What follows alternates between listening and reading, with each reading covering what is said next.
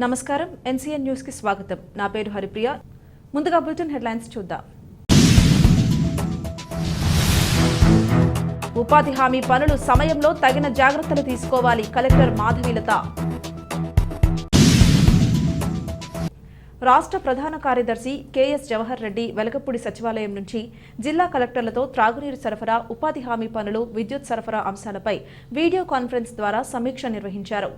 జిల్లా కలెక్టరేట్ నుంచి collector Madhavilatha, joint collector Tej Bharat, ఇతర అధికారులు పాల్గొన్నారు.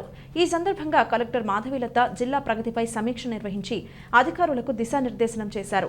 వేసవి దృష్ట్యా త్రాగునీరు సరఫరా ఎటువంటి ఇబ్బందులు లేకుండా ముందస్తు చర్యలు సంబంధిత శాఖలతో సమన్వయం చేసుకోవడం జరిగిందని అన్నారు. విద్యుత్ సరఫరాలో ఎటువంటి ఆటంకాలు లేకుండా ఫీడర్ లైన్, ట్రాన్స్ఫార్మర్ల నిర్వహణ కోసం ప్రత్యేక కార్యాచరణ సిద్ధం చేసుకోవాలని సూచించారు. ఈ సమావేశంలో joint collector N Tej Bharat, SE APDCL Murthy తదితరులు పాల్గొన్నారు.